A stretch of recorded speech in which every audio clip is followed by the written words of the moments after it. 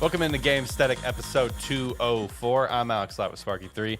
Hopefully you're having a phenomenal day today. We're back after unplanned break last week because of trademark Sparky3 tech props. That was last week, wasn't it? Yep. Yeah, dude, I'm telling you.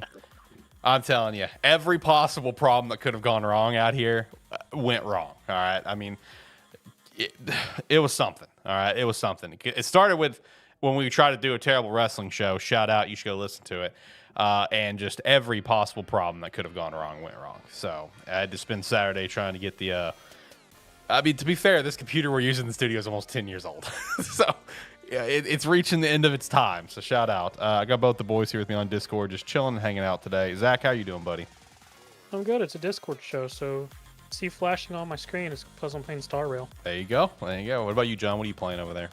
I'm doing a farm run on RuneScape right now. Nice. Shout out. I'm watching my dogs. Yeah. Tomorrow, it's like not gonna happen today, but tomorrow we hit 91 farming.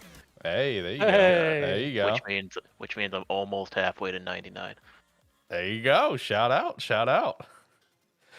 Yeah, I'm not playing anything. I'm over here in the studio with the dogs. My little blue healer hurt her leg, so I'm having her chilling here with me. But have been playing a lot of Marvel Rivals. That's pretty much all I've been playing. I've definitely gotten into that mode recently, so I've been having a lot of fun with that. Today's episode, though, fully transparent, it's going to be an episode. That's the episode for you. I just wanted to say, Alex, because you mentioned like you had her in there and you're kind of watching her. You could see right there, I've got a nice cat bed laying on the floor. Yep. Meanwhile, my cat Pixel is laying out of camera on a Walmart or on a McDonald's plastic bag because he prefers that. Look, that's how cats work, man. They'd prefer the most obscure possible spot to lay in versus a very large, comfy area you got set up for them. I meant to take a picture earlier because the plastic bag was literally almost laying on top of the bed down there, and he was laying on it instead of the bed, and I was like, man, I should just take a picture of this to just be like, cats. Yo, facts. And honestly, same thing with me, because here in the studio, we of course have, a couch over there, but instead she's just wanting to lay on the floor. It's like you can get on the couch. I saw you get on the couch. Like, I know your back leg's hurting, but I know you can get on the couch. I saw you do it. But instead, she's just laying on the hard floor. So, I don't know. Animals, man. It's just pets in general. I mean, I get it. There's times when I say screw a bed, I'll just lay on the floor and sleep on the floor. Now, I have done that. At the old house where the whole house was carpeted, I actually took a lot of naps on the floor underneath my U-shaped desk with the dogs. So... It's just a mood, man. It is just a mood sometimes, brother. So I feel you. I feel you on that. Oh, God. No, today's episode will just be an episode. Just going to be fully transparent. We're just here to talk about games. Got a couple things that we can kind of touch on. Shout out to the PSN thing. That's kind of wild. Oh. That's been pretty funny today. That's been wild, brother. That's been real funny today. Will show up. It's loosely related to PlayStation. There you go. Do have the newly released Helldivers 2 PS5. Hey, there we go. Completely forgot that I ordered this until about 3 days before it came in when I got an email about it. But glad that I got it because it is a pretty nice looking controller. All right, so ballpark now, how many special edition controllers do you have now? Like you're over 10 for sure. I've been over 10. Yeah.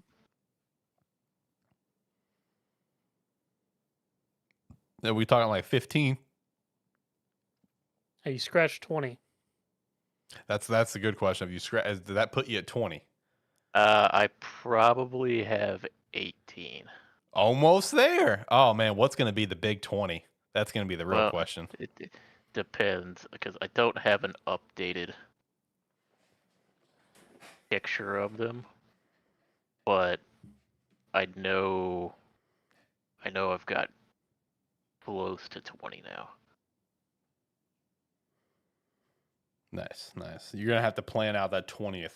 You don't have to plan that one. It needs to be one of the ones on your backlog that you've been wanting for a while. Maybe try to get that, that Master Chief controller. Affirm that. That thing's expensive as hell. Affirm it, man. I mean, you got that Sea of Thieves one. I mean, Yeah, true. What is your favorite in terms of design of the ones that you've got?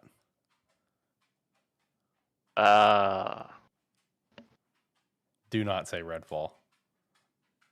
it's a good controller.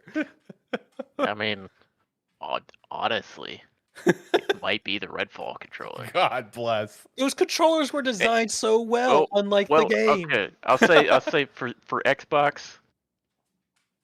No, it's not the Redfall controller. It's the Sea of Thieves controller, Okay, fair. which I think is right here. Nope. I don't know where it is. Special guest appearance from my dog Lucario. I have moved all my controllers around throughout the house. So I don't know exactly where the Sea of Thieves is right now, but the Redfall controller does look really cool. I mean, I will give it to you. It's been a while since I've seen it. That does look really cool. I'll give it to you. That does look pretty sick. But yeah, no, the Redfall controller and the Sea of Thieves controller are my two favorite Xbox ones that I have. And then it's probably, like, for PS5, it's probably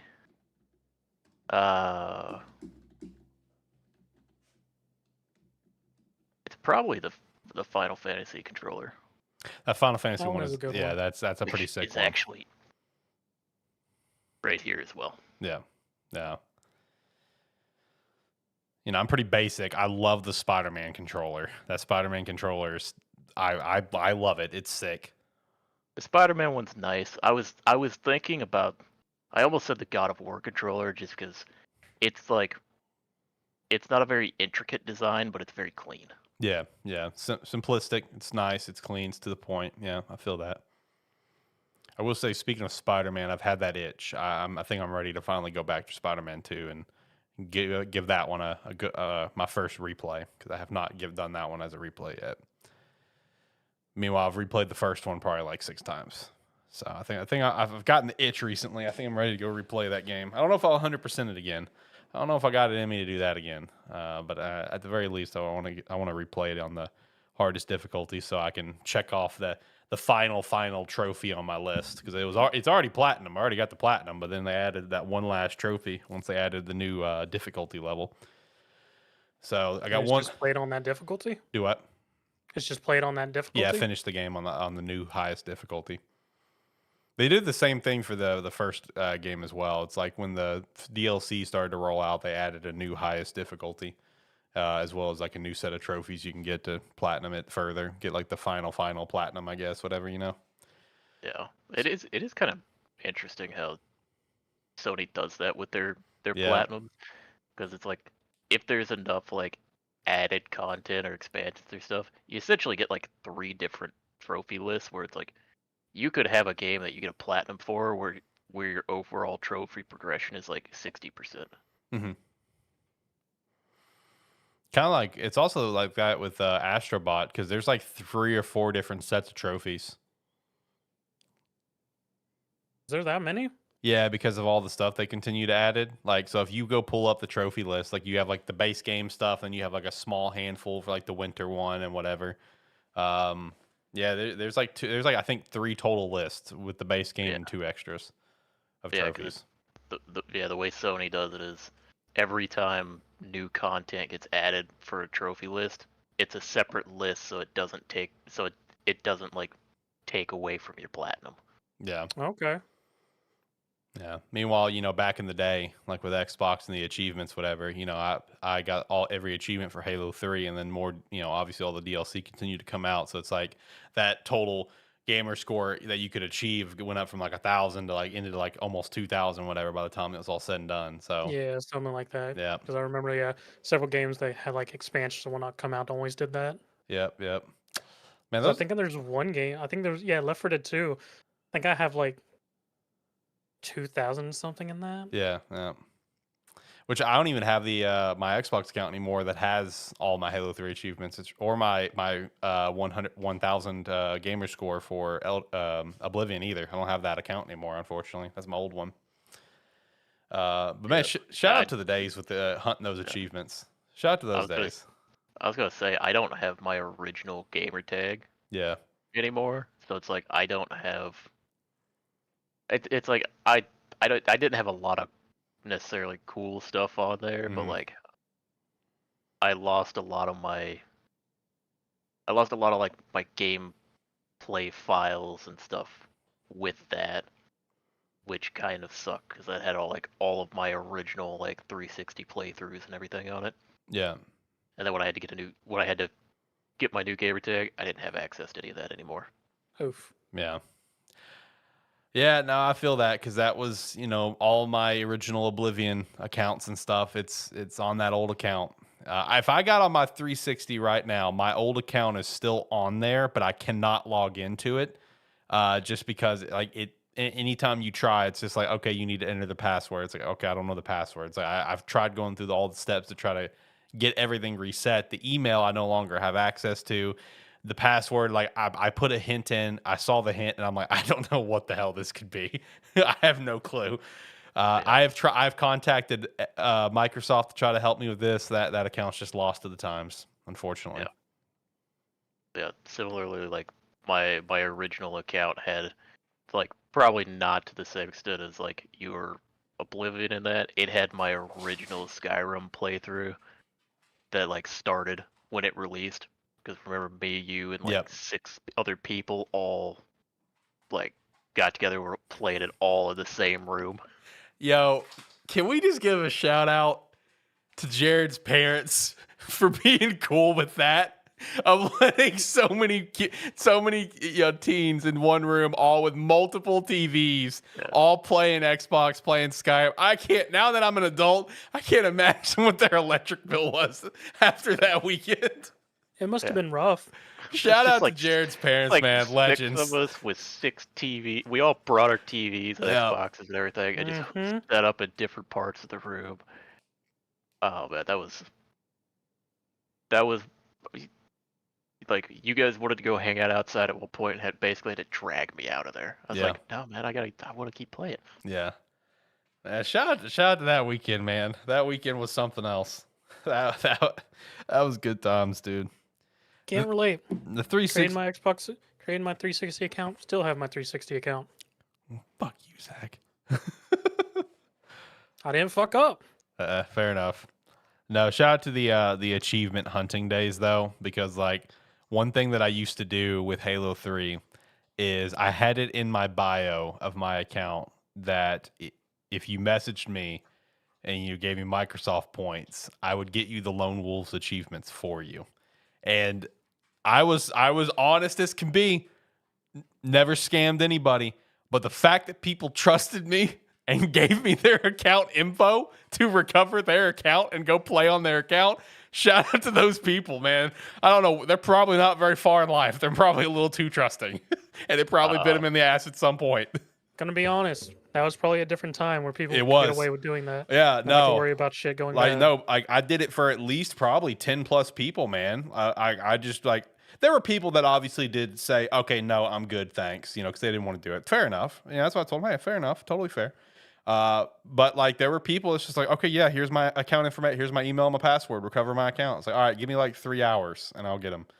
And then after 3 hours, I finished it up, or less than 3 hours, and it's like, all right, you can recover your account. The fact that people trusted me is baffling. But those are good times, man. I don't bash out some of the people too hard. I met you through Halo 3. That's true. That's true. That's true. That's true. That's true. It was a different time, man. It was a different time. I'm also proud to say that out of all those Lone Wolves achievements that were kind of a pain to get, I'm proud to say that I've got at least 2 of the 2-for-1 laser shots all on my own. I just want to make that clear.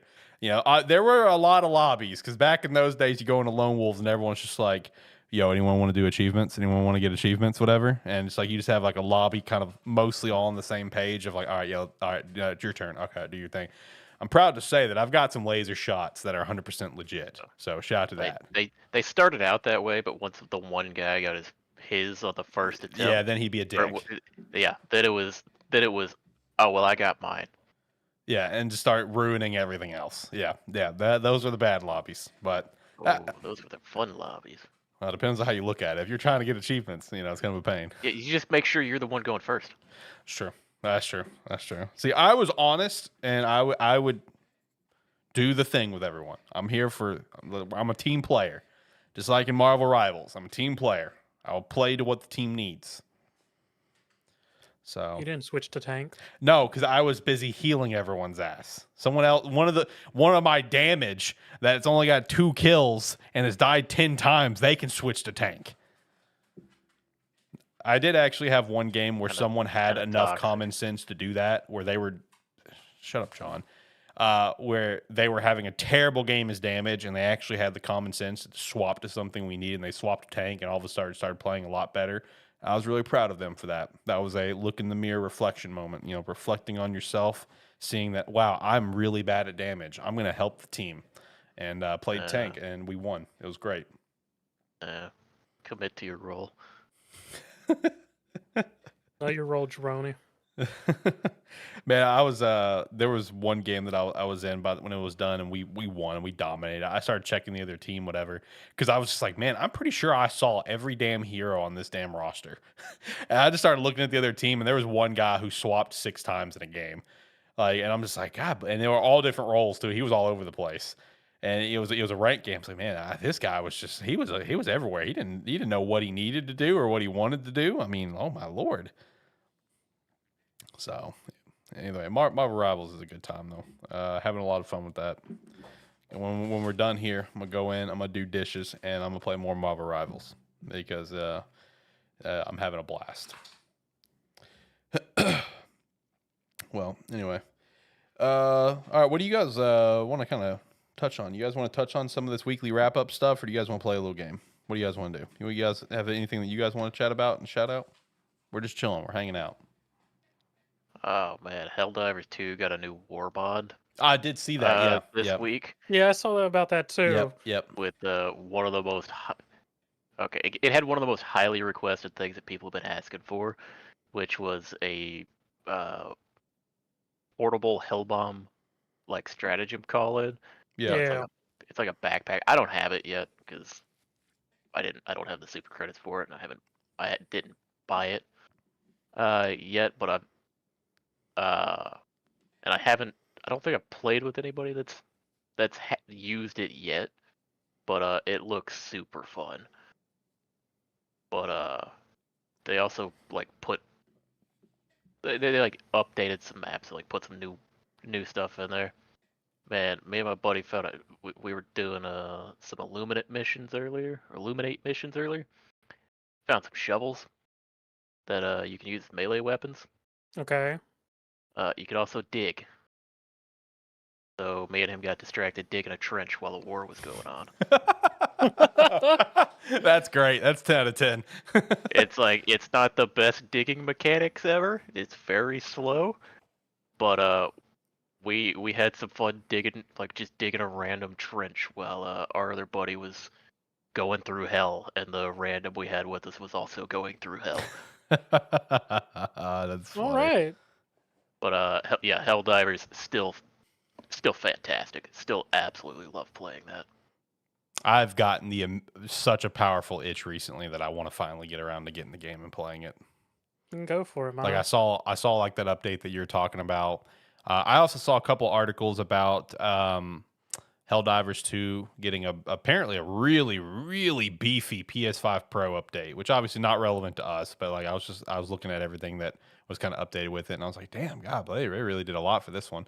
But anyway, no, Helldivers has just been really in my feed this week. I want to get around to getting this game. Yeah, I mean, do it.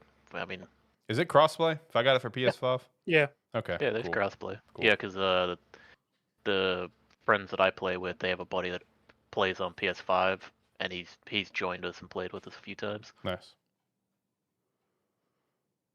See what my pup's doing with the hurt leg. What are you doing, man? You got a nice comfy couch over there that you can lay on. You don't have to sit on the little rug That's there on not the close floor. to you. You're right. Well, now she's across the desk. Now she's over here on a little carpet on the floor. So she's gonna do her thing, man. Don't know how she hurt herself. I had no idea. It happened sometime, I guess, late last night. Because like when me and Christina got home, they were fine, and it's like a couple hours later, and we got home kind of late from running around. Then it was all of a sudden, it's like her leg hurts, and I'm like, what did you do? It's like, what are you doing out here? Jeez, girl, you need to calm down. That's what you need to do. But no, yeah, shout out to Helldivers though. Definitely want to get that at some point. It's just like I said, right now my addiction is Marvel Rivals. I've barely been able to get off. Anytime I've gotten off of it and just been to play TFT, just kind of I hop on TFT, play a couple rounds, whatever, and just kind of call it a day. Trying some different builds. Had success with what did I use? Isn't Meta Experiment right now? Do I know? Isn't Meta Experiment right now? Yeah, I'm seeing. The last I played, I was seeing a lot of experiment. I was trying.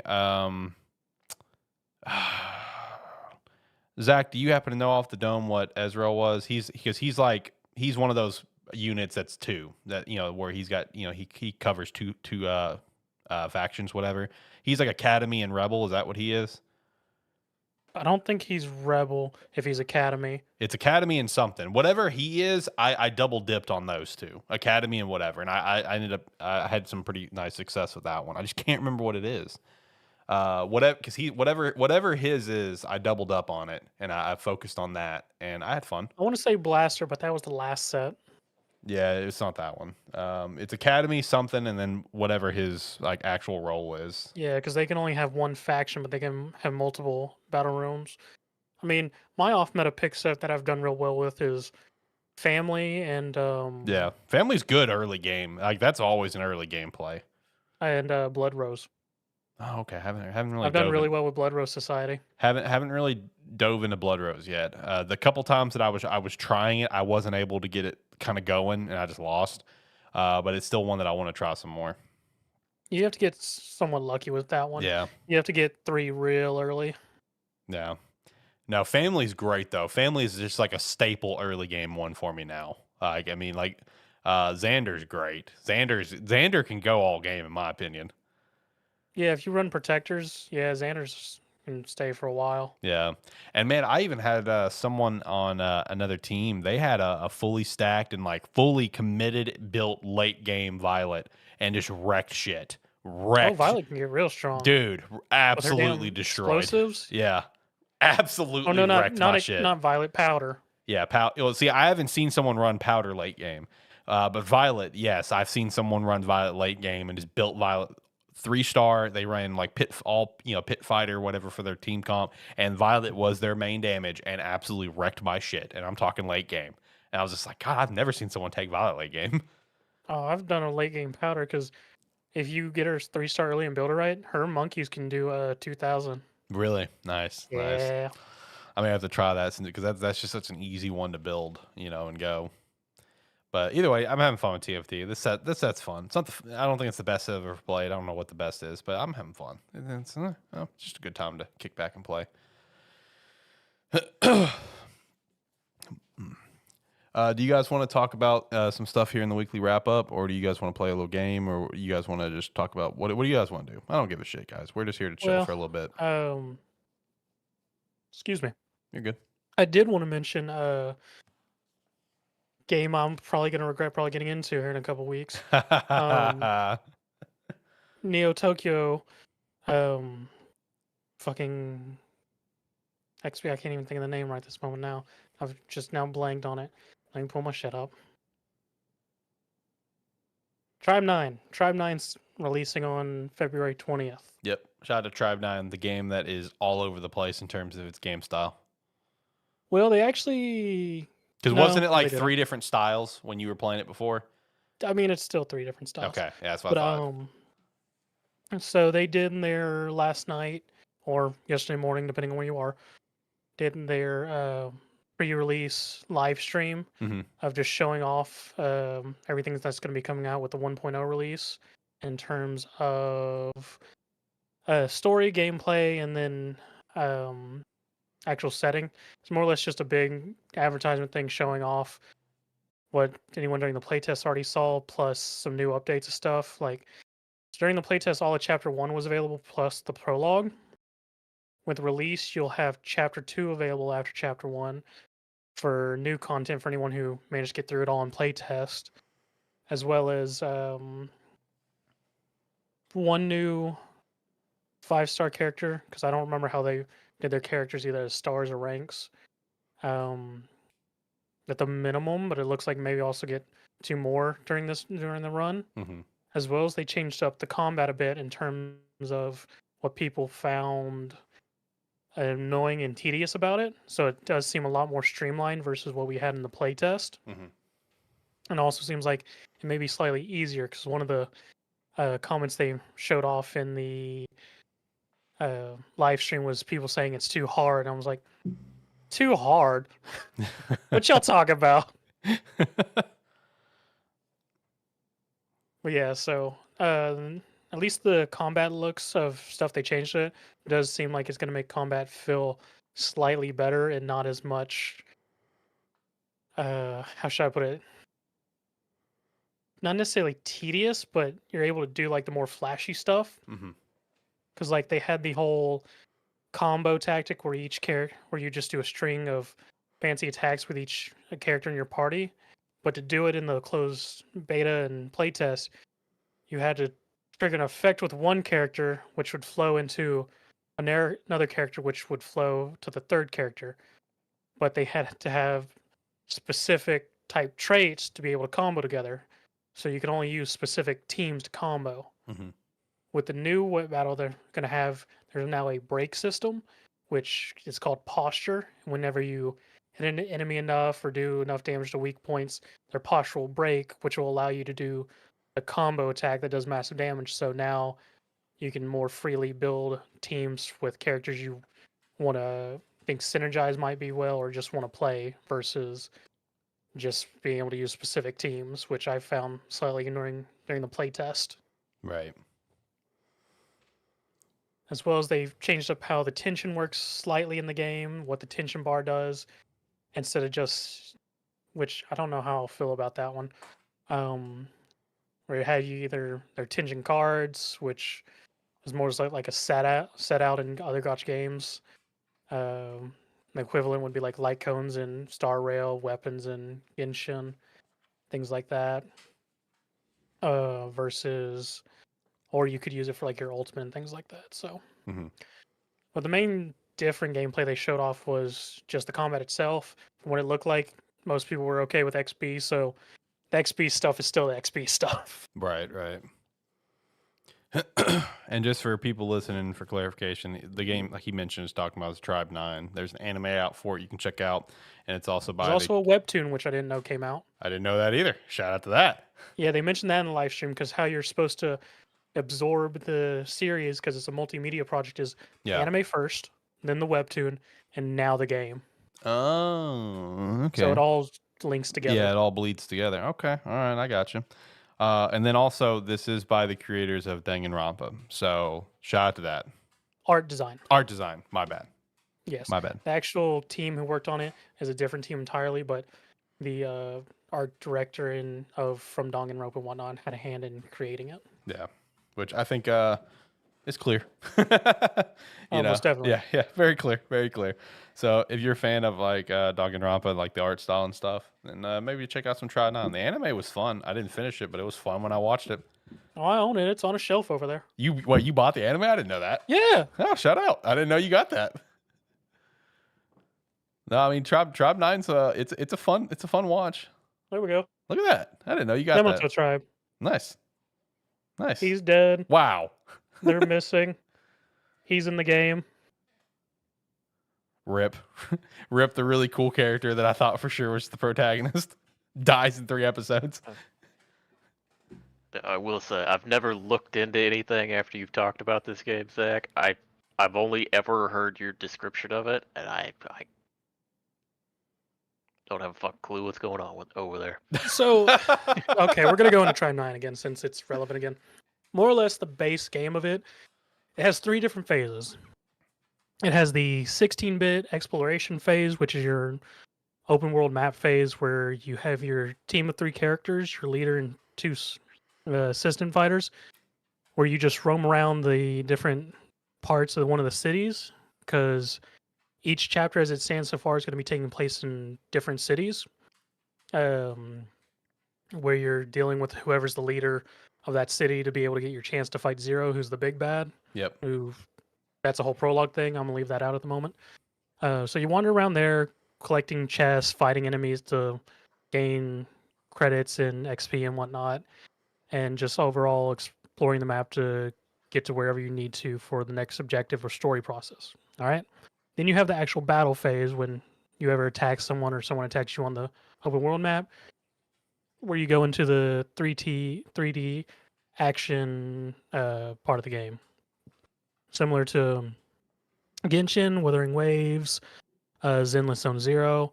It's 3D full movement attack schemes, so which they've changed a bit from the battle test. So now you only have your primary attack, your secondary attack, which is a heavy attack, as well as you have dodging, of course.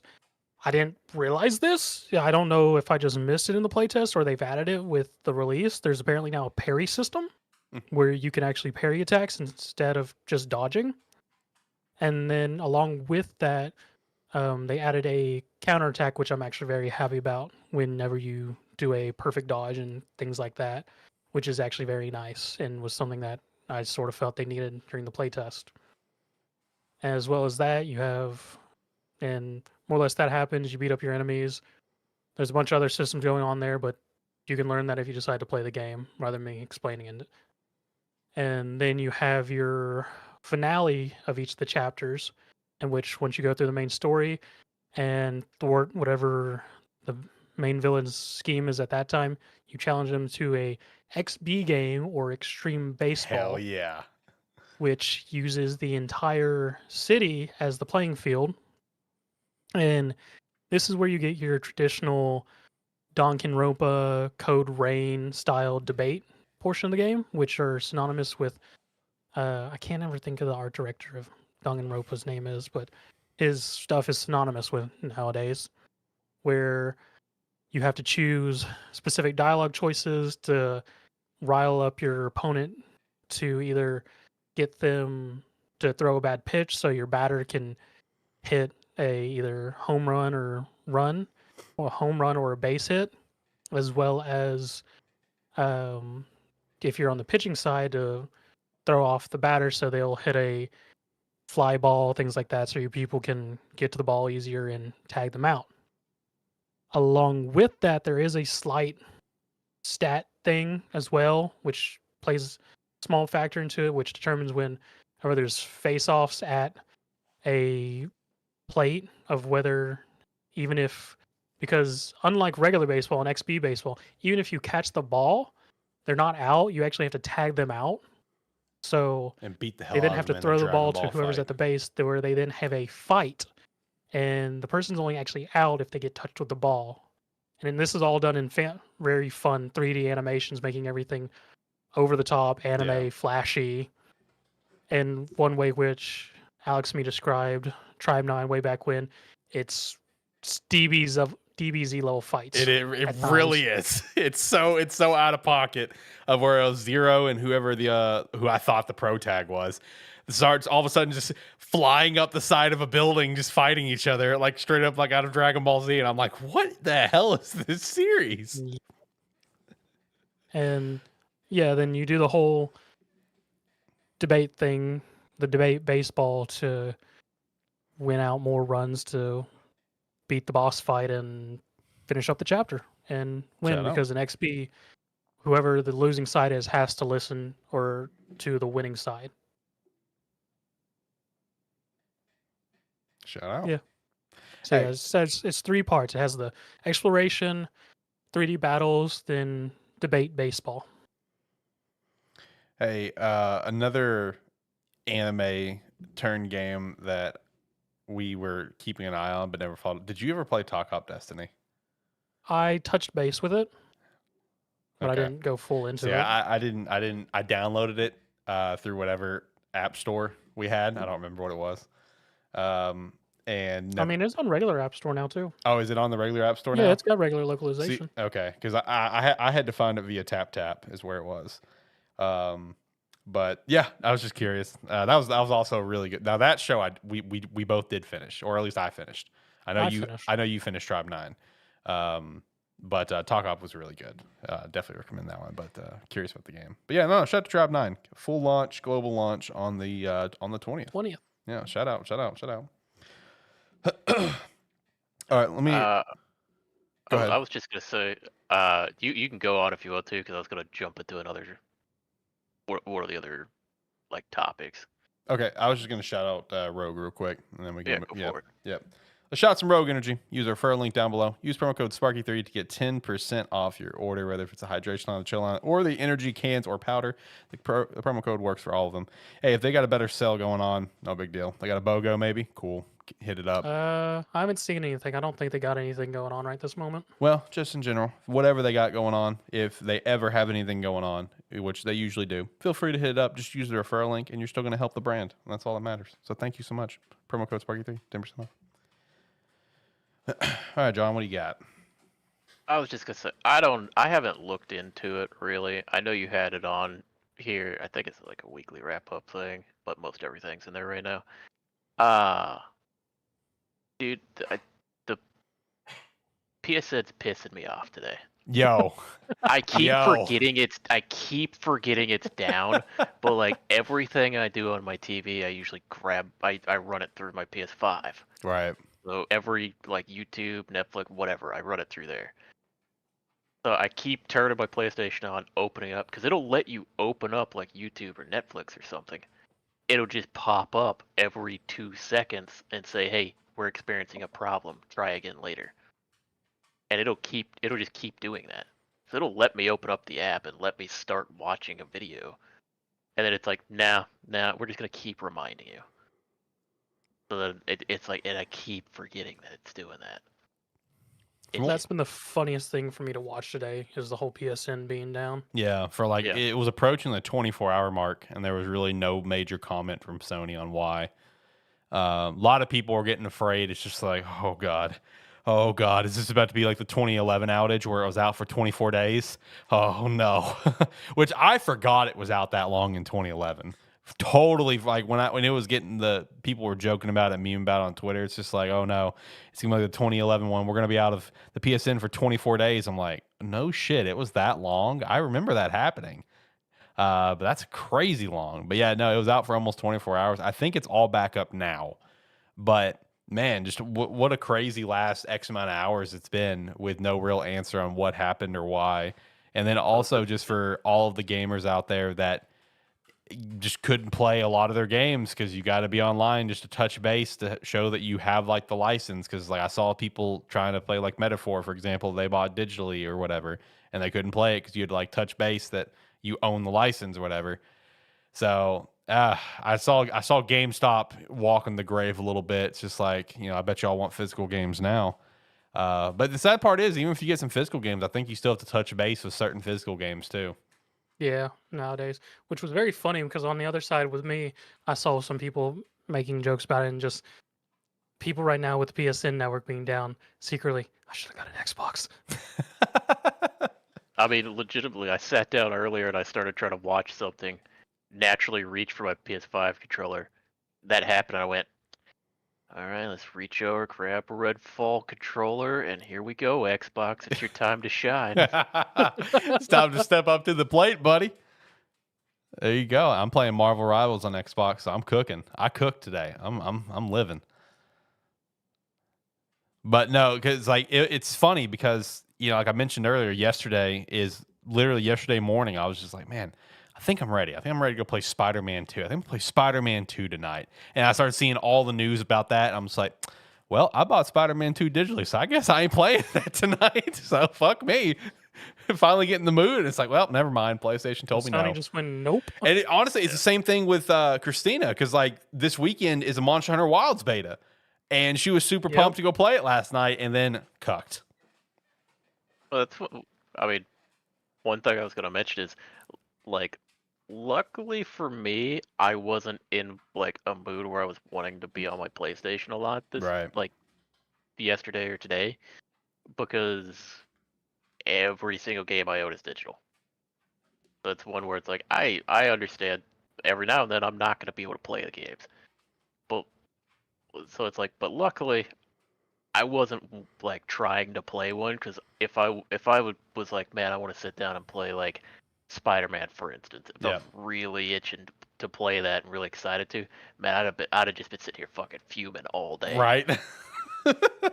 See, that was like, I had, since I had something else that I'm also equally addicted to with Marvel Rivals, it wasn't as bad. But if Spider-Man was the only thing on my brain yesterday, it's like I want to play this and nothing else. Dude, legit, I would have just sat in my chair and just pouted. I'd been a grown man pouting, just like, oh, this sucks. I just want to play Spider-Man. But no, dude, crazy that this happened, and really, again, no reason why. Probably won't hear why. But man, I want to know. I want to know how this happened. No, it is, yeah. The fact that it's 2025 and we can have an outage, even if it's relatively short, like in the grand scheme of things, like a close to a 24-hour outage. The thing is, I mean, you can't. Back in 2011, if it was out for 28 days or whatever, you get away with it to an extent there, because not everybody was terminally online. Man, 24 hours and people are fucking pissed. Yep. The world decided to pull a TikTok and ban PSN for a night for 24 hours. Did you say it's actually back up? Because it was like It 3 should be. hours ago that I was trying to use it. So, not long before we started the show, I was seeing on Twitter that it's fully operational. I even text Christina to say, "Hey, it looks like PSN is back up. If you want to try playing Monster Hunter." She's out right now, so she hasn't tried, but it should be back up. Yeah, PlayStation.com status claims that all services are up and running now. Yeah, and it was like slowly getting up for everybody over like a 3 hour period or something, but it should be completely back up now. Okay, yeah, because like I said, it was only like 3 hours ago that I was trying to use it and Yeah, couldn't do anything. yeah. Well, at least it didn't like impact you when you were trying to play like Helldivers, because you like got to like, do you still do you still have to link your PSN account, right? Like, I know there was that Yep. big conversation, but they stood 10 toes on that, right? And you still got to link it on Steam. I can't remember. I don't remember if I did, because I probably did, because I bought Helldivers when it initially came Yeah. out. So at least it doesn't So impact that. You know what I mean? Like, because it's like if it somehow impacted that, that'd be bullshit, because you're on a totally different service. But so I'm glad it didn't impact that, because that'd be crap if it impacted those games. Oh, hey, speaking of Spider-Man 2 though as well, John, another one happened. Did you see that? Another poor Steam launch.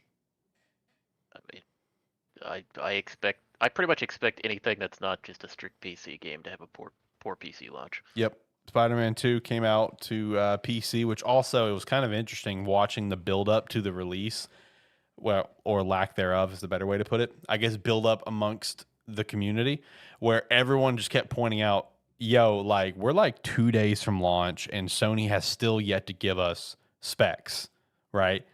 There's been no talk about it. Sony has not advertised it at all in the slightest. It's like they're literally just giving up on it. They're just going to send it out there. It's like day of, they finally sent out specs. And it's just been a crashing mess. I think it may be different now, but I know at one point it was like a 55% rating on Steam. I mean, like it was apparently a shit launch. It's like you can't get it together with these launches, man. Can't get it optimized right, which I know is something you've been screaming from the clouds on. Yeah. Well, I mean, the funny thing is, like, I mean, not Sony necessarily, like, not strictly Sony, but on the opposite side of that, you have like Monster Hunter Wilds, which is having its beta, like you said, uh, but like in the previous beta, or like around the time we had the previous beta, we had been given specs for it, but even since then, since they've made like updates and stuff, which granted, not everything is, a lot of the stuff's not implemented into the beta yet, but it'll be there for full release. Like they've they've even like changed some of the specs required for PC. Granted, it didn't like not massive changes, but it should help overall for people. Mm-hmm.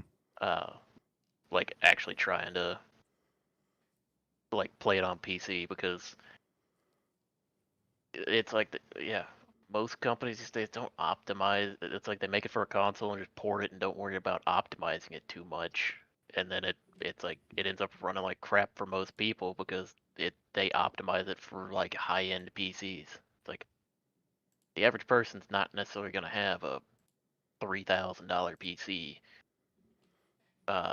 like to play whatever like new game comes out. Like we're gonna buy whatever we can get and hope that your game runs on it because Mm-hmm. we're gonna play it. Yeah. And then also shout out to those really high end PCs that happen to buy the new NVIDIA 50 series that are apparently coming in bricked. So shout out to that. I saw that little news article. I mean, you're buying a new a new fancy updated card and everything when I mean the only reason the like current top end cards would be like not enough would be just because people aren't optimizing anything. Yeah. Also, speaking of like the Monster Hunter beta and stuff, John, did either of you guys check out the Monster Hunter little spotlight thing that took place this week? Nope. Yeah. I don't even know what you're talking about.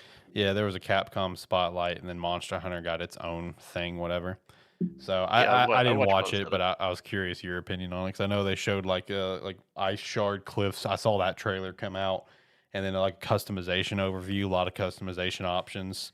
So I don't know, still looks Well, good. yeah, I mean, more customization options. I mean, yeah, I mean, like customization options and like areas in the game and stuff like that. It's always cool to see, but I mean, the more exciting part about it at the end of the day is what monsters are going to be in there.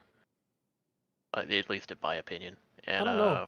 we got a lot shown off during kind of like the spotlight. We got to see some monsters. We kind of got to see I think we got to see pretty sure we saw like the flagship cover art monster, which Mm-hmm. which in the current beta you can fight. Because like it it's actually kind of interesting because it going back since like World, every time they have a beta, like they have their betas leading up to release, they always kind of have the flagship cover art monster as like a very tough fight that you can do in the beta, which is always kind of interesting. Or it's kind of crazy. It's like, well, it's like you can only kind of use starter weapons, but here's gonna be like one of the peaks of playing through it. See if you could fight it. Mm-hmm.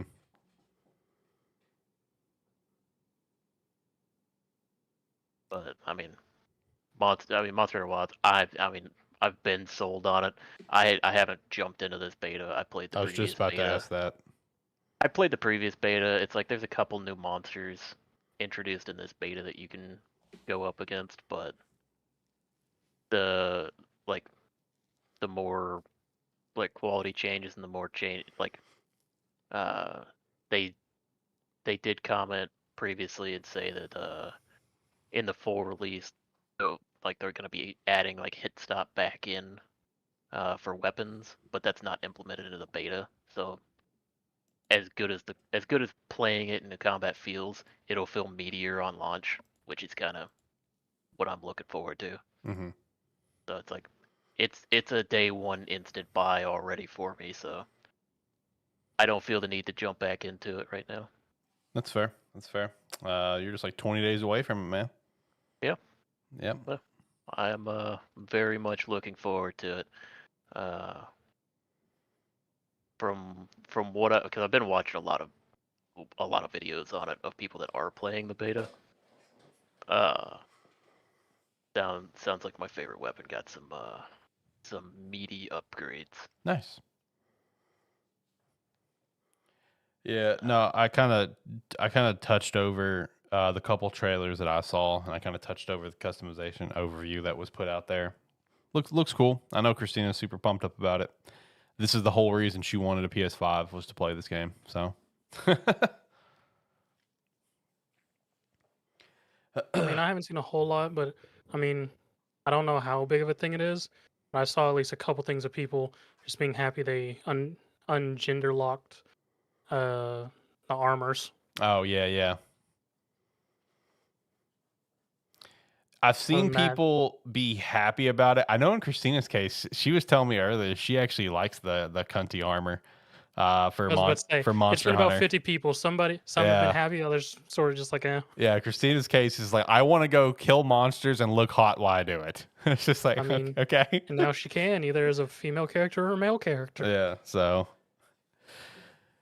Hey, have you guys also Yeah. seen all the big success of Kingdom Come Deliverance too? Oh yeah. Yeah. I had zero interest in playing this game. I kind of want to play the game. I mean, it's popped off really well, man. It was the top selling game on Steam worldwide. Peaked at 233 K on Steam. As of this morning, it was at 226. Over 467K viewing on Twitch. Currently sitting at 88 on Metacritic. It did start off at a 90 on Metacritic and dropped down a little bit, but the reception for it is really solid. And just all of the memes I've seen about it, and just like some videos I've seen, looks pretty great. Everything that was kind of meh about the first game is vastly improved. Yeah, I mean, it's one of those. I think it's like it got a lot of. It's one that got a lot of attention from even from people who didn't play like the first game, but like purely because it's one of the few games that's gonna come out where it knows what it wants to be, and it's gonna make you play. It's gonna make you play the game that they wanted it to be, and they're not. It's like because I saw several articles of like the people who worked on it talked about it. It's like, yeah, we don't. It's like there is no like instant gratification in this game. You want to do something, you're gonna fucking work for it. Like you're Yeah. gonna learn. It's like you're gonna learn our systems, and you're gonna have fun while doing it, or you're just not gonna play the game. Basically. It's like that's not them saying it, but that's that's the the gist. that's kind of the gist that I got from it. Yeah. And I mean it looks great. It's like I say I kind of want to play it. I know it's not a game for me. I know it's not a game I'd put a lot of time into, but it's one that I kind of just want to try it. It's one where you pick it up on a sale. Yeah, it's one where it came out and I looked to see if it was on Game Pass. That's fair. Hey, you got Damn. a lot of stuff coming to Game Pass soon though. So Yeah, it's like that's nothing against the game. It's just I don't have the extra money right now to be buying games that aren't already in my planned budget. That's fair. not 100% fair. I've said that about numerous games. Coming to Game Pass. So I'm glad it's coming to Game Pass. It's not because I wouldn't want to support it. It's just like I've got a budget planned for games. Yeah, this is one where if I had the extra money right now, I'd probably pick it up just to try it. Right. And hey, it'll probably be on the sale eventually. I mean, Kingdom Come Deliverance, dude, that thing goes on sale for like $3 and still sells ridiculous. It's always in like top sales and shit. Deliverance 1 does? Yeah. Okay, I didn't realize it ever went down that low. Oh yeah, no. I mean, dude, it's gotten down to like $3 on Steam. It's ridiculous. Like it gets down low. Like it's just like one of those things of why not buy it, you know? I don't know if 2 will ever get that low because of just like the scale of the game is so much larger. But I imagine it's gonna get down to a nice $10 sale eventually. That's John's time to strike. So Yeah, I don't see that happening for a while. Yeah. Mainly just because it's kind of blowing up immediately on launch and being popular. So I have a feeling it's gonna be one that can stick around for a while and just be like, hey, you've heard how good it is. Come pay full price. Yep. Pretty much.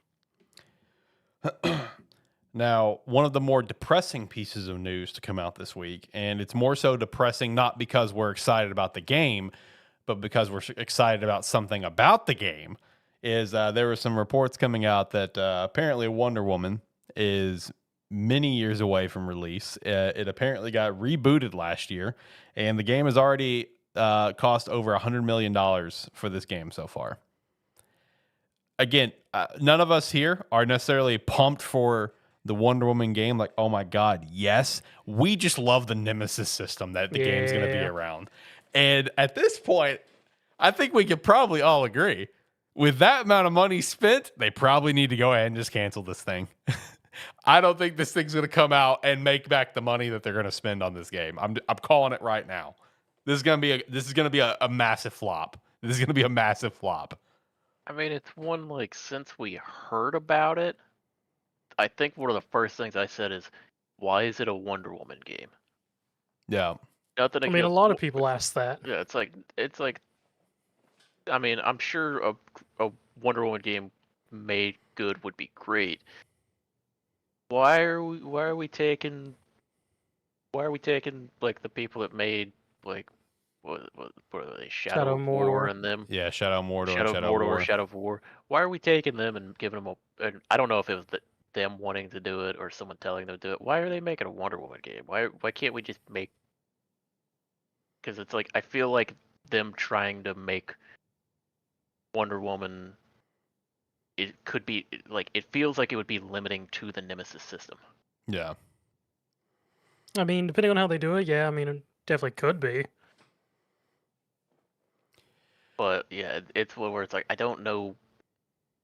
It's also tough because all we've heard is a Wonder Woman game using the Nemesis system. Yeah, Yeah. And then now we've heard that it's gonna.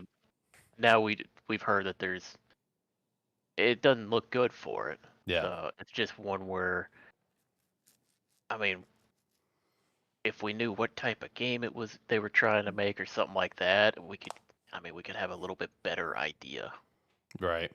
And with the news being out there that it got rebooted last year, I'm also fearful. Like, did you go away from the one thing that people actually cared about? And like, is it no longer going to use the Nemesis system? Like, that thought crossed my brain. You know what I mean? Well, that would be hella depressing and would almost instantly kill the game. At that point, the game's dead. Like, more than I already think it is. And let me stress, I think this game, like, if it's got the Nemesis system, it's a solidly built game. Like, I don't think it's going to be a bad game or anything. It's just, I don't think Wonder Woman with the Nemesis system is enough of a draw to recoup $100 million plus whatever more they're going to spend for the reboot. Which, if they spend $100 million, can we assume they're going to spend another 100? You know what I mean? Like, is this going to recoup $200 million? I say probably not. There's not many games that rake in that kind of cash. You know what I mean? I mean, it'd be pretty hard because, I mean, we'd have to check like the Shadow of War and Shadow of Mordor games. Did those accumulate that much within their lifespans? And the other thing is, the biggest draw for at least gamers, since we don't know a whole lot about it, is the Nemesis system part, not necessarily the Wonder Woman part. Yeah, yeah. Which, like, at this time, like, it really does feel like the Nemesis system is just like rotting away on a shelf. You know what I mean? Like, it's so underutilized. People have been saying that for like 6 or 7 years at this point. Right. Like, I think I also saw someone say that, it's been like 6 or 7 years since Monolith last put out a game, basically. And now we're kind of feeling it, where it's just like, they're steadily working on this Wonder Woman game, and God knows when it's going to come out. So, again, it's one of the more depressing pieces of news this week, but it's for a different reason. It's more so because, like, man, we're really not going to get to see this system ever again. I mean, okay. So, I just looked it up. So, based on what little I found, it's estimated that Shadow of Mordor made $66 million since its release. 66 mil, okay. And then Shadow of War, 225 mil. All right, so Shadow of War brought in that money, okay. Yes. Yeah, because I think that's probably, like, Shadow of War. Is that which one was the first one? Mordor. Yeah, Mordor, the one that sold less. Yeah, I have a feeling like it's because that game came out, and it's like and then it's like over time people figured out and learned what the Nemesis system was, and then when the second one came out, they're like, okay, I gotta go try this because I've heard such good things about this system. Yes. And then everyone fell in love. And then there's probably a ton of people out there like me. Like, I think I owned both of them on Steam, and I probably bought them both on a sale for like $3 or $4.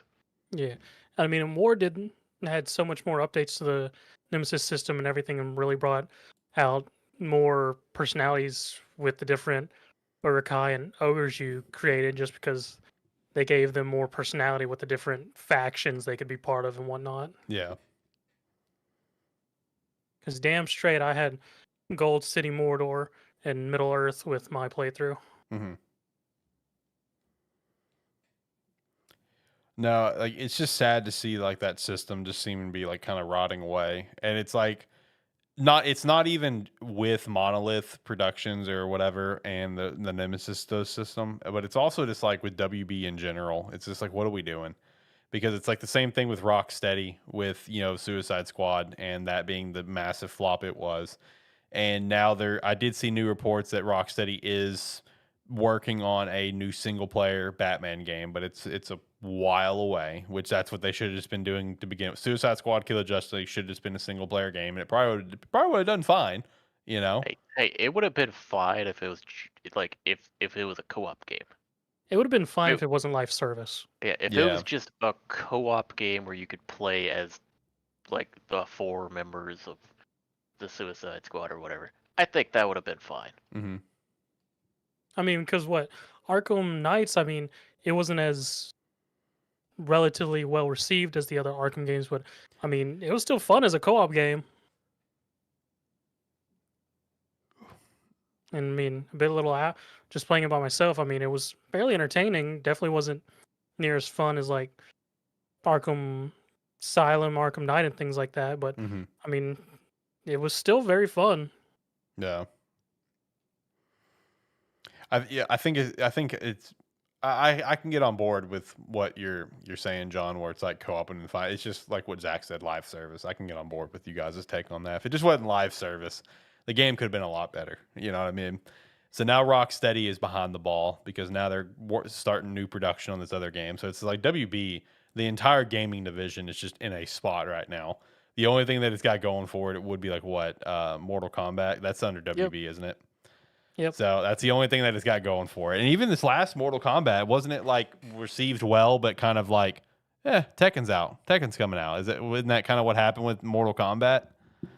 I think didn't we just report that Mortal Kombat DLC has been canceled, like future updates? Yeah, because Mortal Kombat 1 came out, then Tekken released like 4 or 5 months later, and everyone, well, to be fair, Tekken had been a lot longer since the game compared to Mortal Kombat. True. When Zach mentioned like Suicide Squad would have been fine if it wasn't live service, that reminded me. So I was looking to see if you had it in here or if we talked about it before. Have you heard what the some of the, or have you seen the stuff that like the Dragon Age developers have been saying about live service? Yeah, I have. I've seen it. I've seen it. They think that Dragon Age didn't resonate because it wasn't a live service game. Such a They think it would have been a success if it would have been a live service game, and they wanted to make it a live service game. Yep, I saw that. Oh Jesus Christ! Just the sheer overwhelming negative reaction to that when all that news started coming out. Like, I don't know how in the world you could think that, oh yeah, Dragon Age need to be a live service game for it to succeed. Like, what in your brain said put 2 and 2 together? Like, that's one of those cases where someone from over there is going to walk up to me and say 2 + 2 = 6, and I'll be like, you're right. Well, it's like it's like for the Dragon Age discussion, take away like people complain about like any wokeness and shit like that out of there. Take that away, and then just look at the people that are like, this isn't an RPG. This doesn't feel like Dragon Age. Everybody said that. Mm-hmm. But they look at it and they go, no, live service was the problem. Yep. Which is such a wild take, but I mean, it's just the common way where most revenue is coming from, consistent revenue, I should say, for the gaming industry is having live service and just constant feed for people to put money into. Mm-hmm. Yeah. This is code from someone who had a fucking blast playing the Veil card. Yeah, let's make that clear. He's not shitting on it. He platinumed the game. He enjoyed it. Yeah. I played the game for about 70 hours and platinum the game. I had an absolute blast playing it. It's not a great game necessarily. I'd say it's a good game. Yeah, it's a good This, game. You have this fun. is also thoughts of someone who plays constantly gacha games, which are live service.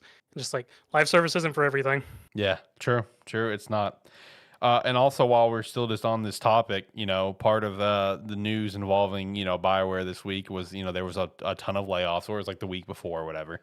A ton of layoffs at Bioware. The one plus side with the layoffs is that not everybody got laid off. There was a ton of developers that just got moved to other studios under EA. So I guess shout out to that. Not everyone's jobless, right? I did see there were some key people that did get laid off, namely the writer, who was like the lead creative writer for Dragon Age: The Veilguard and a couple other projects. It's just like, well, the writing was kind of the number one complaint with Veilguard, so that kind of makes sense of that, right? They kind of saw that coming. It was not good writing. Yeah, It's like so kind of saw that coming. All the key people that were very directly involved with the Mass Effect trilogy, they are still on staff. BioWare is now less than 100 people on staff right now. Apparently, Mass Effect 5, so they claimed that Mass Effect 5 is still in early pre-production, which I do believe to a point. And they use that as, we just don't need the full strength of the studio. That's why this happened. And I'm just like, I can kind of believe what you're saying, but I also don't believe you.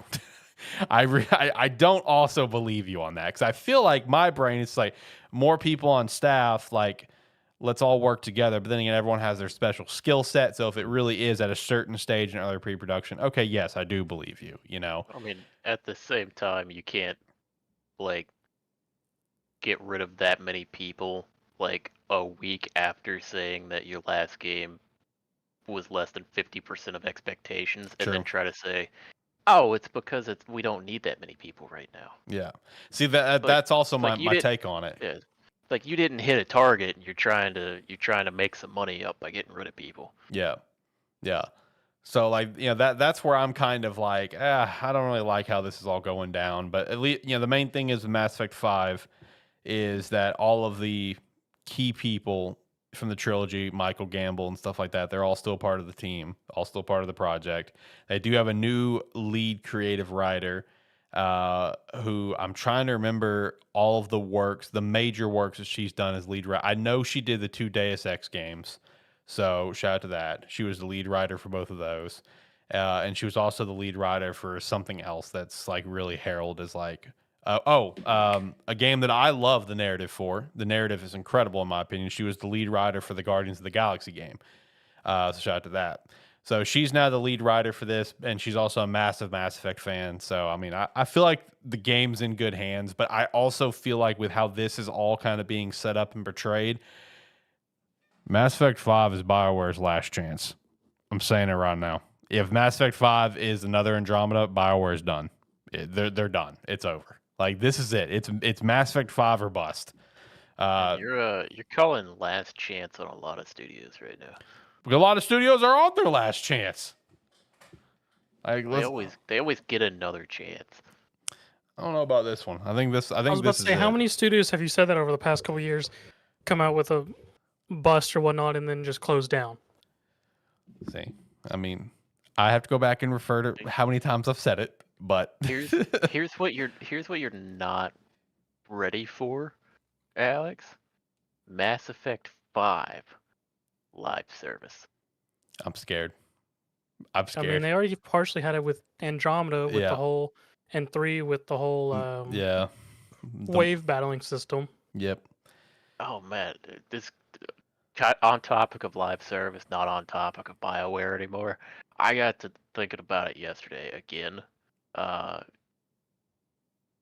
a buddy of mine mentioned Destiny 2, and it blew my mind that Destiny lasted from start to finish. Destiny was 3 years, and Destiny 2 has been going on for nearly 8. It's Activision, man. I'm telling you. It fucking blew my mind, because like I remember Destiny feeling like it lasted for 5 years. Yeah. But in reality, start to finish, it was like realistically like 2.5, because then like betas for Destiny 2 were coming out that people were more interested in. Yeah. I'm telling you, man, Destiny 2 was solely, in my opinion, an Activision thing. It's like, but we need a new game to sell money. We need that 2 on it. That's what they did with Overwatch. And it's just like once Bungie got out from the umbrella of, of Activision, it's just like, all right, well, we're just going to roll with Destiny 2 now for a while. And now we can all agree we are at a collective point that I think it's time to move on. I think it is now finally a couple years ago. Yeah, it is. It is, because if Destiny 3 comes out, I'm on board. Destiny 2 just feels like too much of a daunting task for me to even try to get in on it. I don't think a Destiny player would tell you to play it. Yeah, right I don't think Yeah, I so don't either. think they would either. Yeah, I don't think so. But no, I am nervous about Mass Effect 5, also for a live service aspect of it. But also just because, like, if the game's not a massive success, I just it's tough for me to see what's next for BioWare. I mean, they have had a long stretch of L's. Other projects they were working on, they've handed off. They're no longer working on, like Knights of the Old Republic, for example, that they've been working on for so long, that got handed off. If Mass Effect 5 is not a huge success, and I feel like since it is Mass Effect, and the original 3 were all massive successes, if the new one does not reach those heights, I think it's over. I think it's done. GG's, boys. Good run. Now we can just hold on to our fond memories of the trilogy and forget anything else exists. So, I don't know. Hey, another studio that's facing layoffs, though, is Hi-Rez. You guys see that? You see that Smite and Paladins is dead, apparently? All right, so is Smite 2 dead, or is it just Smite 1? No, it's just Smite. Okay, so Smite and Paladins have officially ceased development. Both games will never get a major content update again. Well, it's kind of the classic thing, and it's one that people are kind of worried about it right now with Path of Exile, where it's like they make the second game, tell you they're gonna keep working on the first one, and then drop it off. Yeah, because like that's happening with Path of Exile right now, right? Where apparently leading up to Path of Exile 2 early access launch, they pulled part of the Path of Exile 1 dev team to help be able to launch the early access for Path of Exile 2, and they just haven't got to go back to work on it yet because the priority is getting Path of Exile 2 to a more finished state. Because they put out a thing a couple weeks ago about why there hasn't been a new league or an update for Path of Exile 1. And then they kind of walked it back to where now we are going to be getting, we don't know when, but we're going to be getting a 1 month wacky league that's going to completely break the game for Path of Exile 1. So that'll be a lot of fun when it does happen. But it is already kind of going to show the sequel's not even fully out yet, and Path of Exile 1 is already kind of been left out to dry for the past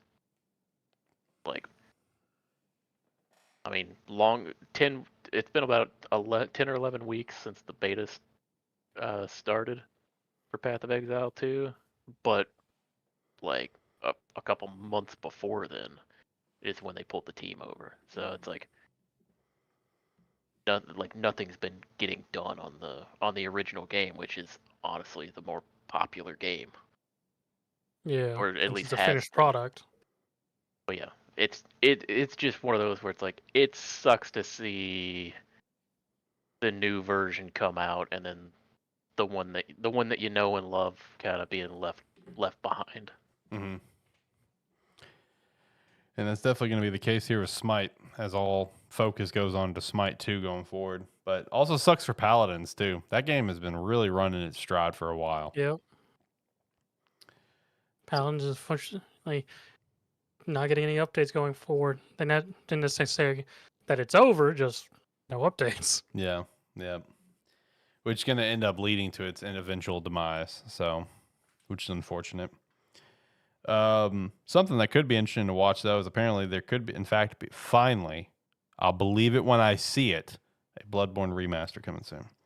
Oh. So randomly, after 4 years, Sony issued a DMC takedown for the popular unofficial 60 FPS patch, and the Bloodborne PSX demake was also hit with a DMCA takedown. Very randomly. These have obviously been things on the internet for quite some time, and Sony's now all of a sudden like, I don't like that. Get it out of here. I think it's because it's they've gotten more attention recently because they've been there and it's kind of been niche things that like a small community went for, but because people have been like hoping for information or something, those have obviously blown up and gotten more attention recently. And apparently the stated reason for the takedown was because they used the name Bloodborne. Mm-hmm. And which you can't do. It's like patented. You can't put that in your mod title or they can come after you. Yeah. Which apparently that was the official reason that they got the DMCA takedown was for using the word Bloodborne in their mod patch. Huh. Okay. So what you're trying to say is there's no chance of remasters coming out. I mean, maybe eventually. I mean, now, but I mean, the creators of Bloodborne for years have been saying they want to remaster it, but they can't. Yeah. They weren't even allowed to say that they wanted to remaster Bloodborne. They would only say that they wanted to remaster or work on like one of their favorite projects, but they weren't allowed to say what it was because they didn't own it. Yeah. True.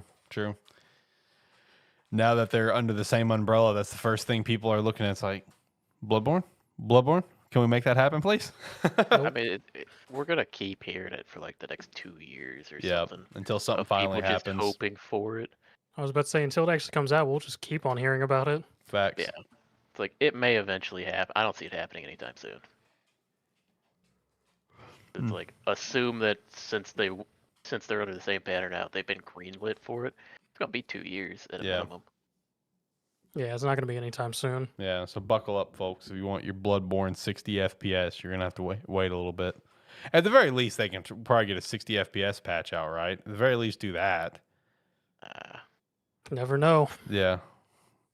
Yeah, because they're going to remaster it at 30 FPS. That's diabolical. John, Fully that's diabolical. That's fully diabolical. Remastered game still runs at 30 FPS. That's diabolical to say. Would not surprise me in the least. Oh, jeez. Hey, we did get some Onimusha Way of the Sword details, and I think the second game got a remaster that came out too, didn't it? I think I saw that, or I got announced or something. I don't know if it came out, but I definitely saw something about it. Yeah, it got announced or something. I don't think it's out. They definitely announced it.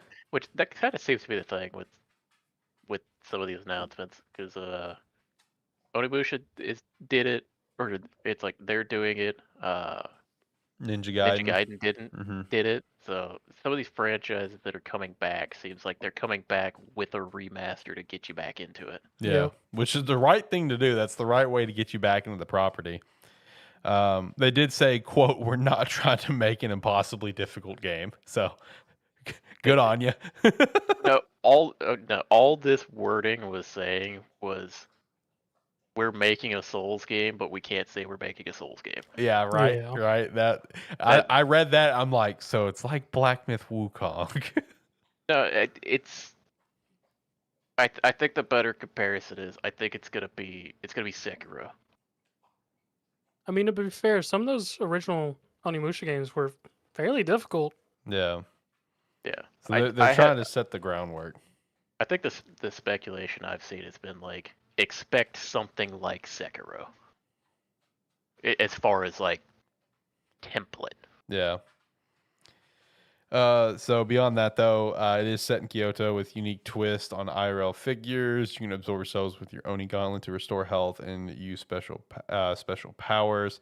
Dismemberment and blood option is confirmed, and they've talked about where the 3 core principles are: the new protag, Kyoto setting, and satisfying sword combat. Look, as long as the sword combat is excellent, I think people are going to be on board with this. That's kind of the main thing, I feel like. Possible. Yeah. All right, so I thought this was interesting, and I thought this was also really stupid at the same time. So apparently, per Tom Henderson with Insider Gaming, love Tom here. The next God of War will not be in Egypt. His exact quote was, "From what I've been told, it's not set in Egypt. It's actually set in Greece, and it's going to be a younger Kratos this time." He has not been able to verify that himself. He just kind of wanted to throw it out there into the universe, and everyone read that. It's like, all right, so it's basically God of War Ascension. Are we getting another prequel? Are we getting a remaster of this game? Because like John, in that game, like considered crap. It's not. It's not up to par with the original trilogy or like the other prequels, in my opinion. 'Cause, I definitely preferred the trilogy. I really liked the they were well technically prequel games, but the PSP games, it's like I preferred those over Ascension. Right. But the main thing I take from this is like I don't even think of like the younger Kratos part of it. It's just people have been going fucking wild about it being said it was gonna be like Egyptian. All I've seen is people talking about the fact that it would be Egyptian. I'm like, what's it? You're gonna play it and love it no matter what it is. Just people really want it to be Egypt for some reason. But They did drop a lot of hints for it, so well, we're gonna go there eventually. I think Yeah, people yeah. just expected like a 3-part Norse because Yeah.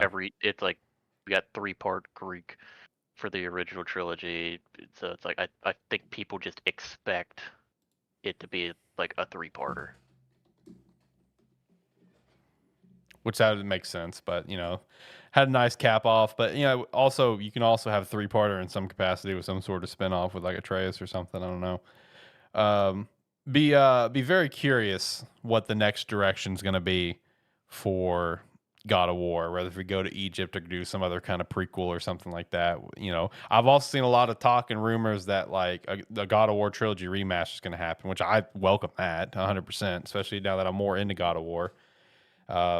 So I don't know. It's going to be interesting, but it going back to a younger Kratos, I don't know. A part of me says like, doesn't that kind of defeat everything that we've built in these last two games? Like, Well, it depends on going back to a younger Kratos could just I don't necessarily. It depends on what time we go back to. If we go back to like around the time of the trilogy Kratos, I'm kind of okay with that because we could get another interpretation of mhm, like Kratos in that time period, and I like that Kratos as well. But right. I mean, I grew up playing that Kratos. Yeah. Uh, the other option would be you get the in between story from God of War 3 to God of War 2018. I personally don't want that story.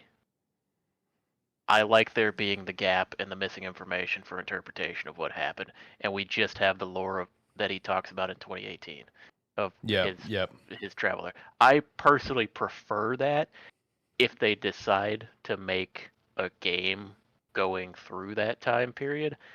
I'll play it and I may end up loving it, but I personally don't need I don't need a story to tell me about that time period. I'm perfectly fine with the in-game lore that we have around it and kind of the player interpretation from hearing like the stories that Kratos and Mimir talk about. Yeah. So your preferred is just, hey, let's keep moving forward. Let's not move It's back. like I would rather move forward, or if we go back, I would rather go back to.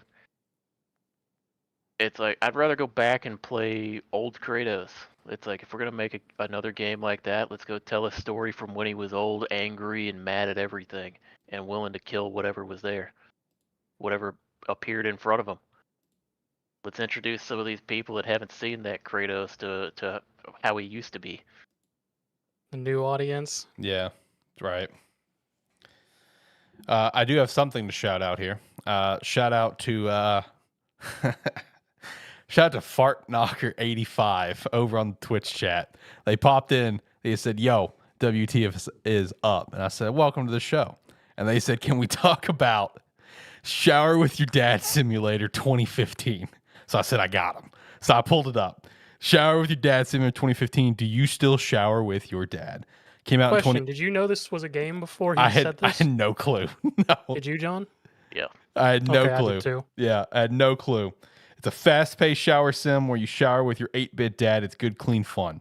Apparently, it's overwhelmingly positive. You know what the actual objective of that game is? No clue. The tags are interesting. So, pretty much, you're a small child, and you're of a certain skin color, and you have to find your dad a same skin color and go to him and shower with him, and not the wrong dad, and get yelled at. I see that. I see that with the game pictures. The features, it does say single player shared split screen PvP. What PvP is in this game? Speed running to your dad. Okay, all right, fair enough. It is Steam Deck compatible. So shout out to that. I know way more about that game than I should, and I never even played the fucker. Zach, you're just like an encyclopedia for some stuff, though. I'm just gonna be real with you. I respect it. All right, next thing I've got, E3 is back. Not really though. That's what people were trying to say online. It's not though. Let's calm down. ESA though did announce a new convention called Icon. It's a new conference billed as a thought leaders summit with the support from Nintendo, Microsoft, Sony, and others. It is pitched as an essential convening for change makers across industries. It will be in Vegas next year, April 27th to the 30th. Other studios involved is EA, Epic, Square, Take-Two, Ubisoft, Warner Brothers, Amazon, and Disney. I have no idea what this is supposed to be. I just wanted to shout it out to keep your eye on it. Yeah, that's basically just hey, a bunch of these companies are getting together. It's like later in the year or something. Stay tuned to find out what happens. Yeah. I mean, to me, what it sounds like is more or less what E3 originally was. See, that was my first thought, is like, this feels like the OG E3. You know what I mean? Way back in the day. So that was kind of my first thought too. So maybe they're just getting back to that. I don't know. But it won't be this year. We got to wait till next year to find out. Again, I just wanted to shout it out just because it's ESA, so it's just kind of something to keep your eye on. There is a rumor for a new Castlevania AAA title to be announced later this year. So if you're a big Castlevania fan, shout out to that. Metal Gear Solid Delta Snake Eater. The release date was leaked via PSN. It is set to come out apparently in August 28th, and it will have the monkey mode. So you can go kill the little monkeys from Ape Escape. The what? Yeah, apparently the original game had it, I guess, where it had like an Ape Escape monkey mode where you just run around a snake and kill the monkeys. I don't know. What game was this? Metal Gear. Oh, okay. I do remember that. Yeah. My bad. Yeah, it's still going to be there. So shout out to that. Prime 4 and Pokemon Legends ZA are confirmed to be cross titles. Kind of figured they would be, but they are going to be on Switch 1 as well as Switch 2. And we also do have an exact time for the Switch 2 Direct that was already announced on the April 2nd. It will start at 8 a.m. Central Standard Time. So looking forward to that. Steam will now warn you before you buy or download an abandoned game. I did actually see. I saw this. Yeah, I saw. That was actually really nice. I saw like the text for it where it's essentially like early access games that kind of got abandoned or whatever, where it'll flat out say, hey, the last update was like 4 years ago. Please be aware of this before you check out the game. So, I mean, that's nice. That's a nice little feature to have. Yeah, I mean, it's nice that that is an option now, because I mean, I've probably got a ton of games in my library that are just haven't been touched in 4 or 5 years. That were ones that I'm like, this is a cool idea. I'll check it out, and then played it. It's like, nah, it's never gonna happen. Right. Yeah. Steam is apparently also building a new Steam console to rival PS5 and Xbox. Saw that rumor. I feel like that's a rumor been floating around for a while, but I'm telling you, I'm still banking on Steam and Xbox teaming together for their next console in some capacity. But I mean, I can see a world where Valve does want to get back into the console space, because they tried the one, what was it, like the Steam box, whatever. I still remember to this day, like all of the standouts for it within GameStop and everything, really trying to push that thing, and never really took off. But it would be interesting to see Steam, and Valve get into the console market and really try to put their foot in the door. Just have to see what's going to come out of it, though. Apparently, Expedition 33 has already got a movie in production. I'm here for that. It's got the kind of narrative for it. Don't shake your head. it does. Yeah, don't shake your head. Come on now. I mean, it could be good because we've had a lot of winners over the last couple of years, but at the same time, it might. I don't know if it coming out at the same time as the game is a necessarily good thing. Well, the news coming out, that is. Obviously, the movie's a little ways away. Oh, I guess, yeah, that's fair. Sorry. Yeah. It's just in production. So now, if the game flops, which obviously we know will not happen, then I could see this movie getting canned. But the game is going to be a massive success, and the movie's going to come out and hopefully also be a massive success. I was gonna say the fortunate thing is, at least based off like the world and kind of story that Expedition 33 is gonna have.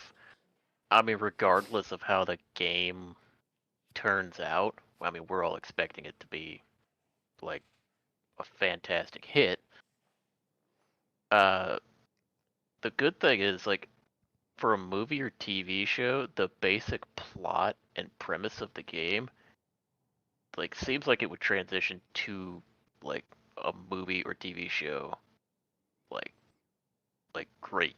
Yeah. Like the concept would work great for like even like I could see this being like a great sci-fi movie. Right. Almost definitely. Yeah.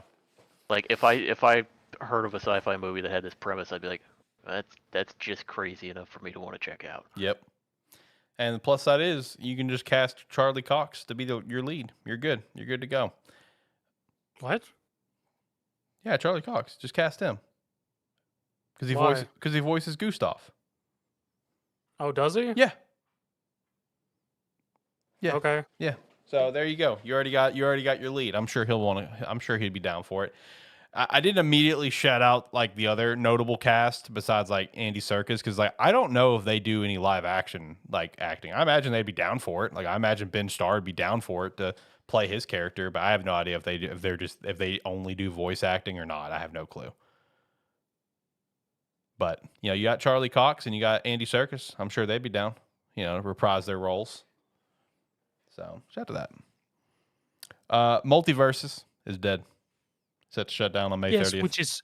Which is funny. So season 5 of Multiverses came out, which is going to be the last season. They've said servers are going down after this last season, but apparently the updates and whatnot with season 5 is bringing back all the hardcore players and new players, and they started a thing of save multiverse. Really? Yes, it's been a wild thing with that. Season 5 is apparently the update that people have been waiting for, and they're just like, don't go away. This is the good stuff. This is what we wanted. And now it's dying. Yes, so there's been a slight move from the community of just save the multiverse. Right. That's funny. Also, we got one of the big three heading over to PlayStation from Xbox. Forza Horizon 5 was officially announced to be going to PlayStation. That is one of the big three for Xbox with Halo, Forza, and Gears. Age of Mythology was also announced this past week as well. So it's only a matter of time before Gears and Halo reach into that boat as well, which Gears will be the next one to do. I mean, keep in mind, original Gears was on the PS3 back in the day. Go Horizon, go to Sony. Kill the motor crew. Yeah, I saw someone make a joke about that where it's just like, oh, finally, the PlayStation has a good racing game. And it's just like, oh, damn. Finally, Sony has a good-looking racing game. It's like, oh, geez. Yeah, I saw a lot of shots being fired about Forza Horizon 5 going over to PlayStation. So I don't know much about racing games and who has what or anything. But as someone who's recently gotten into Forza with Horizon 5, I mean, the game's fantastic. Yeah. I mean, personally, I think it should be available to anybody who wants to be able to play it. There you go. Hey, Xbox's strategy, it may be killing the idea of a console, but I mean, it's working from a business standpoint. They're like we talked about a couple weeks ago. They were like the number one publisher for like the month of December as well as like the month of January, just because I mean they're just putting everything on multiple platforms. Mm-hmm. They're just like, hey, just go ahead and just buy our shit, send it out there. We just want to make money at this point. So it's gonna come a day where they're just gonna they're gonna pull a Sega and they're be like, all right, well, I guess we're out. We're just gonna make really great games now. That's all we're gonna do. We're just gonna be publishers. So that day I think will come, unfortunately. But do you guys have any news that you want to add to the show? Any news that needs to be shouted out? I don't think anything that we haven't already hit on.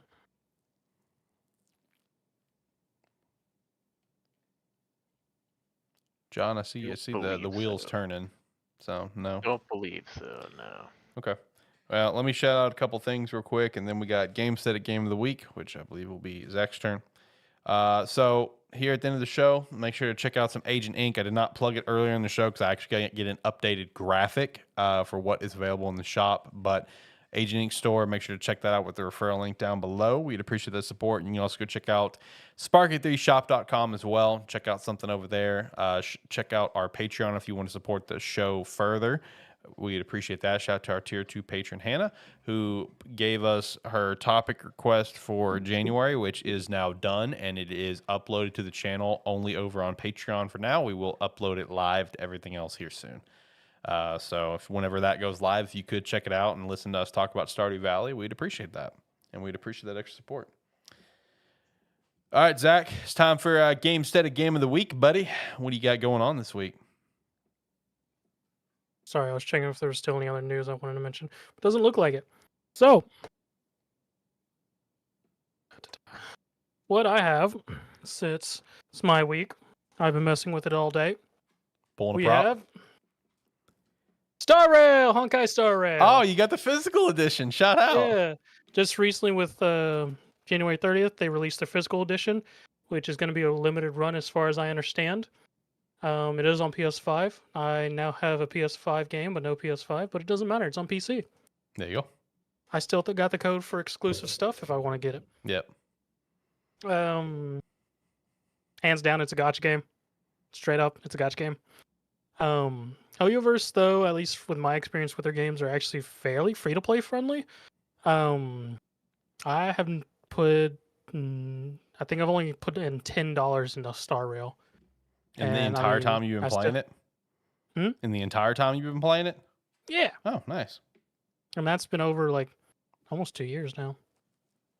And I've still managed to get characters that are usable and whatnot and progress through the story without much ease. But it is a gacha game. It is a role-playing gacha game, so it's an RPG and turn-based tactics versus your live-action combat. Create your teams, 4-man teams, fight your way through the story. There's a lot of other systems with most gacha games, but if you get into it, you'll figure it out as you go in terms of leveling, equipment, talents, all that fun stuff. It didn't just start 3.0 in January, so I mean there is quite a lot of content in it currently. So there's plenty of stuff to put time into if you want to take a dive into it. It's any time to really jump into it to progress, because even if you do want to do higher level content, they do have a system that allows you to go ahead and just play it while it's available if you don't want to wait till you get through everything, as well as it has a fairly good progression system in terms of the game itself and of letting you get used to the game before making tougher enemies, whatnot, and having to go through all that stuff. And if you really want to, it's got a dialogue skip button or autoplay. So if you don't even want to pay attention to like dialogue like John at times, you can just hit the autoplay and walk away and come back and hey, it's done. Firing shots over there.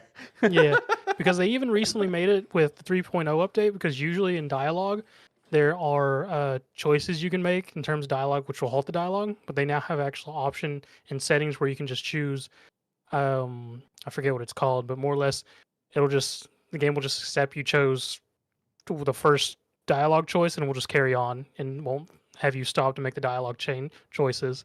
And it'll just, so you can just turn that on, hit auto, and just go. Unfortunately, though, do be careful.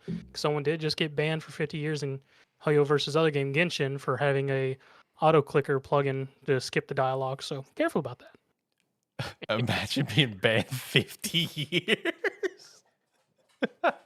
Yeah, Honkai Star Rail is a very fun RPG gacha game.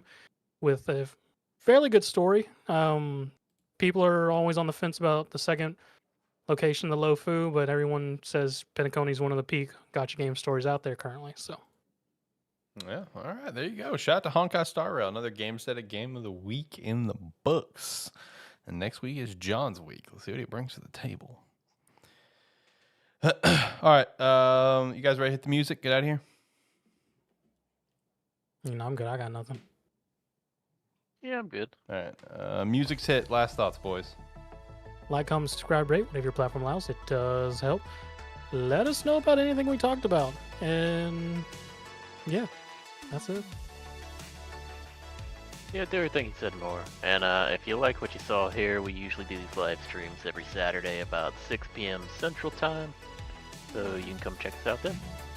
And make sure to, again, check out our Patreon. We'd appreciate that. Patreon.com/Sparky3 if you want to support the brand further. Don't feel obligated to, just listen to the content's enough. But if you want to, if you can't think of 70 billion other things to spend some money on and you want to put it on us, we'd appreciate that. And maybe we could do some topics for you or something like we did for our Tier 2 patron, Hannah. Thank you so much. We appreciate you. The video that we did for her will be live to the public here in the near future. And make sure to check out the Discord, be a friend, tell a friend, check out some Rogue Energy and Asian Inc. as well as Sparky3shop.com. I think that's it. All right, until next time, bye.